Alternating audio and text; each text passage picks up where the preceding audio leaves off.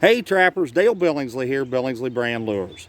So guys, what I want to talk to y'all about today is pre-baiting an area to hold predators, to hold raccoon, those kind of things. Now, I'm not a big fan of doing it myself, but I know several guys that are. They swear by it. They do it religiously. The biggest reason I'm not a big fan of it is you pull in a lot of non-target species by doing this sometimes.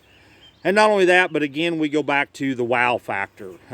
Once they get habituated to something, they may turn off of it. You don't know until it's too late. You know, after you've already went in there and put sets in and they're not catching, you can't understand why. Well, it's because it's lost its wow factor to them.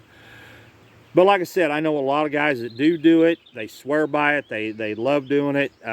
And it does kind of help keep predators in the area sometimes. So without any further ado, let's turn this camera around and kind of jump into this deal. All right, guys. So here we have just a beaver tail hung in a tree. Now, I would, for actual trap line purposes, it would be hung higher than this. But here for video demonstration, I wanted to get it down there where you can see it. Now, these things are fantastic for what I'm talking about because they oil all summer long. They just drip oil, drip oil, drip oil.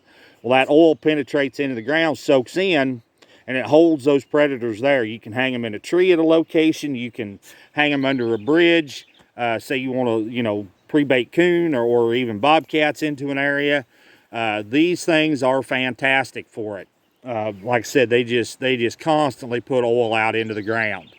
And on a side note, for those of you that fish catfish, and I have done this, you take that beaver tail and tie it in a tree out over a hole in a pond or a lake or a stream or a river, whatever, and let that thing drip oil and everything all summer long. And I'm telling you guys, you will knock the fire out of a bunch of channel cat by doing that. Now, I don't have many blues in this area, so I can't really tell you about that.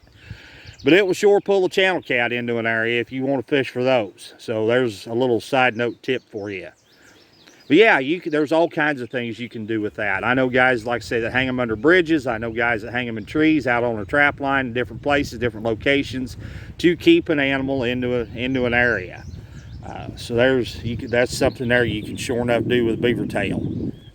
Okay, now something I want to caution y'all about. Now, I've heard of guys doing it, and I honestly cannot answer why they would ever do such a thing. They're taking the bait and lure that they're going to be using during the season to pre-bait a location with. Guys, that is the absolute wrong thing you want to do. And that's coming from a bait and lure maker. Now, there's guys out there that are making bait and lure and selling bait and lure that would be more than happy to sell you bait and lure to do this with, because it's going to be a waste of time. But they don't care, okay? I do. I don't want to see you wasting time. I don't want to see you wasting good product. I don't want to see you wasting your money. The reason you don't want to use that bait and lure in the off season to pre-bait an area is because, as I've mentioned before, it's going to lose its wow factor. You want to hold that stuff back to use during the season. Use your natural baits like the beaver tails, the beaver meat, pork scraps, beef scraps, dead deer, whatever you can, fish, whatever. Use that stuff during the off season. Hold on to your baits and lures that you're going to be wanting to use during the trapping time so that they hold the wow factor. That's the only way it's ever going to work, and it's ever going to work right. Not only that, but sometimes those baits and lures too are not very palatable to the predator, to the animal. They taste bad. And once he gets a mouthful of something that tastes bad, he's no different than me and you. He's not coming back, and he's sure not going to be interested in that smell ever again. So hang on to your baits and lures. Use them during the trapping season. Use your natural baits during the pre-bait season. I think you'll get along a whole lot better, guys. Some other things you can do and use, you can always dig a big hole and just fill it full of stuff every so often. Now, that is something with the beaver tail. You're going to want to replace that thing, a couple different times throughout the summer. Once it stops oiling for you, you're going to want to continue to check that because it will eventually run out of oil, especially in the heat of the summer.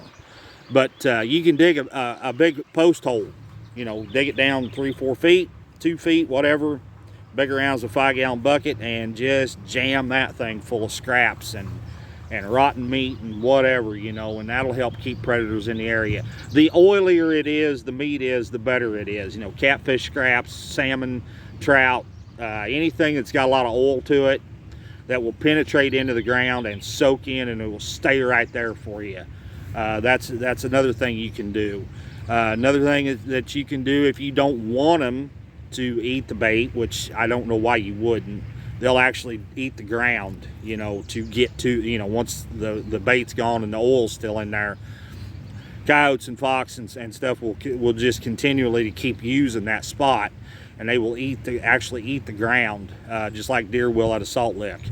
Another thing you can do if you don't want them to use it is put it in a 5-gallon bucket with a lid and drill a 1/2 inch or so hole, 1/2 inch, 3/4 inch hole in the top of that lid, and stick a piece of PVC pipe down in there, and then just set it out there or bury it, whichever one you choose to do. But now you have a wick to get that scent up and get it out and get it going, and they'll continually to keep coming in there hunting for it. What it does do a lot of times too, it will help establish trails coming into those pre-baited areas that you can go in and snare or put footholds in, something of that sort. Now I suggest when you do this, when you go put snares in, you go put your footholds in, to make sure you load it up heavy. You know, don't just go in there and hang one snare to a trail or put in one foothold to a trail. I mean, load it up. The only way you can make a multiple catch is to have multiple traps there, whether it's snares or footholds, conibears, whatever it might be. You know, you can't go take 6, 8, 10 coyotes out of a location if you don't have enough snares there for everybody to get caught. So, or footholds, either one. Same way with coons. If you go in and you load up under a bridge, you know, with a bunch of bait, but you only go in there and stick in a couple of dog proofs, well, what good are you doing, you know? So be sure you set enough traps for everybody and load them up heavy. And, you know, it doesn't cost any more to go in there and take 6, 8, 10 animals out at one time than it does to make 6, 8, 10 trips back to take them out one at a time. It makes more economical sense to whack them out of there in a hurry and go on to the next place than it does to keep making trips and making trips and making trips. So those are just some things you want to think about. I know this is kind of a short little video. I apologize for that. It's kind of really all I got today. Kind of in a hurry on some other stuff today, and they're talking rain coming in here, and boy, I sure hope it does. But anyway, guys, I appreciate you tuning in and watching. I really do. If you would please, if you haven't already, hit that thumbs up for me, hit that notification bell, and hit that subscribe button, guys. I appreciate it so much.